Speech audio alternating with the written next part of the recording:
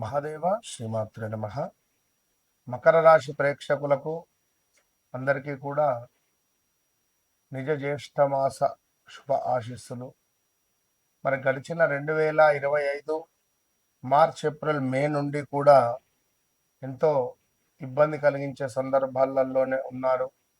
ఏ పని ముందుకు పోక వెనుకకు రాక ఇరుక్కుపోయి చాలా సతమతమైనటువంటి సందర్భాలు చాలా ఉన్నవి.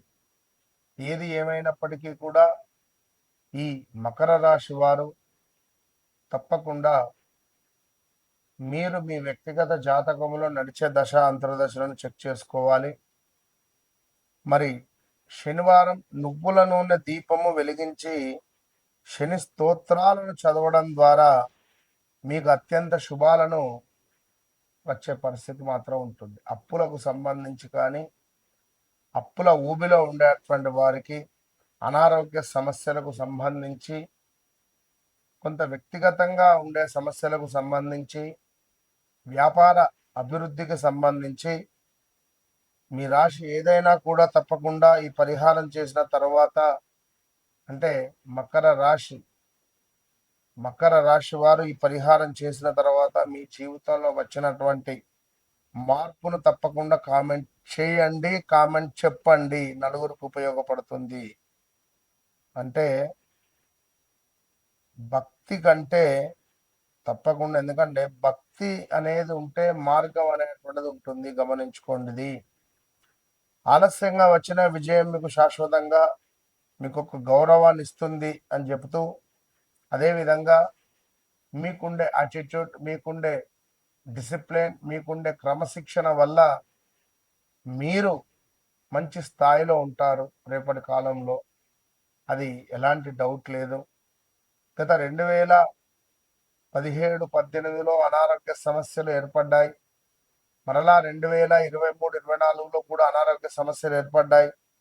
ఇప్పుడు గడిచిన 2025 ఈ 26 మే వరకు కూడా ఒక గృహ నిర్మాణ అవకాశాలు ఆగిపోవడమా, పనులు దగ్గర దాకా వచ్చి మిస్ అయిపోవడమా, ఒక పెద్ద పని ఇది కనుక అయితే మీ లైఫ్ సెటిల్మెంట్ అయ్యేటువంటిది అది ముందుకు వెనుకకు అవుతూ ఉంది, కానీ ముందుకు మాత్రం జరగడం లేదు పని. అది ఎవరు అడ్డుపడ్డారో తెలుసా? మీకు దగ్గర వారే అడ్డుపడ్డారు. ఆ విషయం కూడా గమనించుకోండి. సో అదే విధంగా కష్టం నీకు శాపం కాదు. నేను చెప్పే ట్యాగ్ లైన్ మీకు, కష్టము అనేటువంటిది మీకు శాపం కాదు, విజయానికి వేసినటువంటి పునాది అని మీరు భావించుకోండి. మకర రాశి వారికి కష్టము అనేటువంటిది ఇది మీకు శాపము అనేటువంటిది కాదు, మీకు రాబోయే విజయానికి వేసేటువంటి పునాదిగా మీరు అర్థం చేసుకోండి. అదేవిధంగా ఎవరైతే మకర రాశి వారు ఉన్నారో మీ యొక్క క్రమశిక్షణ ఇందాక చెప్పుకున్నాం, చాలా మంచిది.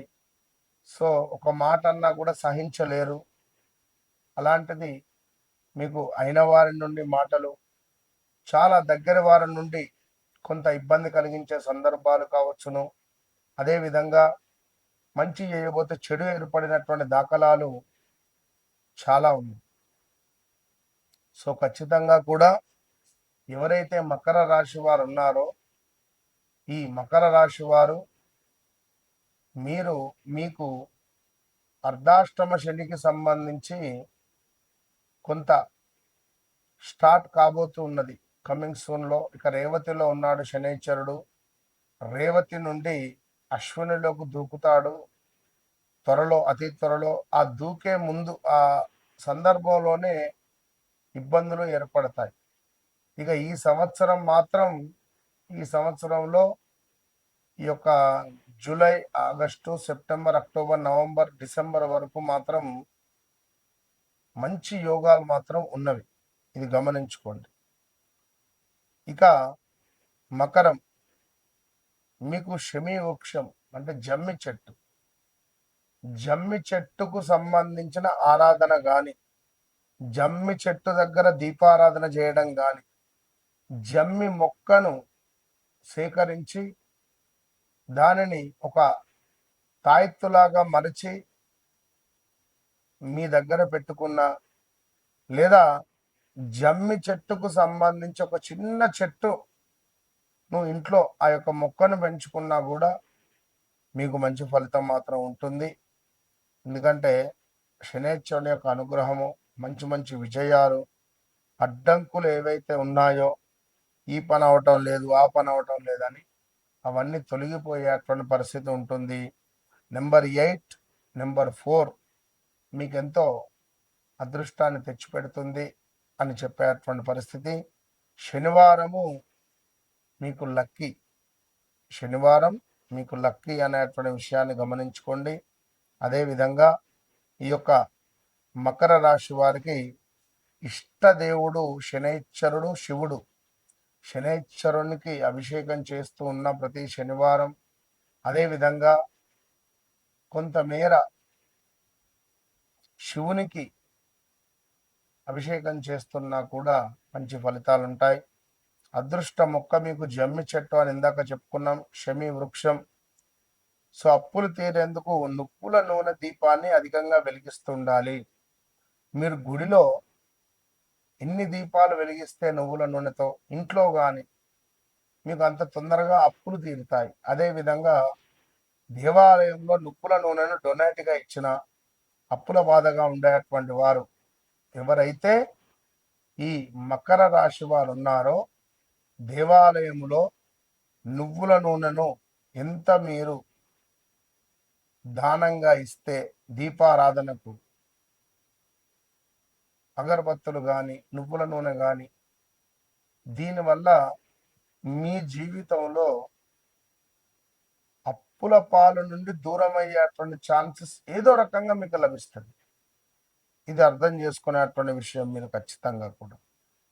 ఇక అదే విధంగా ఈ యొక్క మకర రాశి వారికి ఇందాక చెప్పుకున్నాం, శనేశ్వరుడు అని నల్ల నువ్వుల నూనెతో దీపారాధన చేయడం అనేది ఎంతో అద్భుతం. కనుక మకరం అంటేనే మొండి స్వభావం కలిగినటువంటి వారు. మరి ఇట్టి మకర రాశి వారు ఖచ్చితంగా కూడా మీ వ్యక్తిగత జాతక రీత్యా నడిచే దశ అంతర్దశలను 1కి 2 సార్లు చెక్ చేసుకోవాల్సినటువంటి బాధ్యత మీదే. ఎందుకంటే మరలా 27లో అష్టమ గురువు అవుతాడు. అష్టమ గురుడైతే ఇంకా ఇబ్బందులు ఏర్పడతాయి. కనుక ఇప్పటి నుండే మీ వ్యక్తిగత జాతక రీత్యా ఎలాంటి దశలు అంతర్దశలు నడుస్తున్నాయి, మరి నేను ఎలాంటి అద్భుతమైనటువంటి పరిహారాలు చేసుకోవాలి, ఇవి సరిపోతావా, ఇంకా దీనికి మించి ఏమైనా ఉంటాయా అంటే 100% ఉంటుంది. నన్ను కలవక ముందు, నన్ను కలిసిన తర్వాత. ఇది మాత్రం gun shot. All the best. 30వ తారీఖు జూన్ నెలలో గోకర్ణ క్షేత్రంలో మన ఆధ్వర్యంలో మహాన్యాసపూర్వక ఏకాదశ రుద్ర పారాయణం, రుద్ర అభిషేకం కలదు. గోకర్ణ క్షేత్రంలో, మరి కర్ణాటకలో గల గోకర్ణ క్షేత్రం అత్యంత పవర్ఫుల్ కలిగినటువంటి క్షేత్రంలో మహాన్యాసపూర్వక ఏకాదశ రుద్రాభిషేకం 11 మంది బ్రాహ్మణుల చేత రుద్రాన్ని 11 సార్లు పారాయణం చేయించేటువంటి కార్యక్రమం, అత్యంత పుణ్య కార్యక్రమం. ఇది కూడా క్షేత్రంలోనే.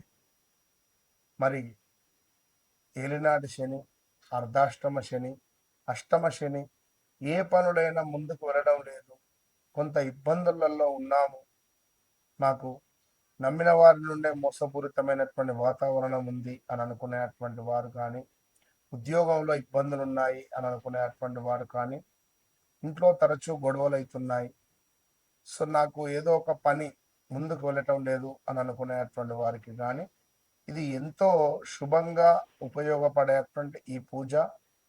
మళ్ళీ చేసేటువంటి సంకల్పం స్వామివారి వద్ద మనకు అద్భుతమైనటువంటి ఒక పవర్ అనేటువంటిది జనరేట్ అవుతుంది. సో తప్పకుండా ఈ పూజలో పాల్గొనేటువంటి వారు సంప్రదించండి. All the best.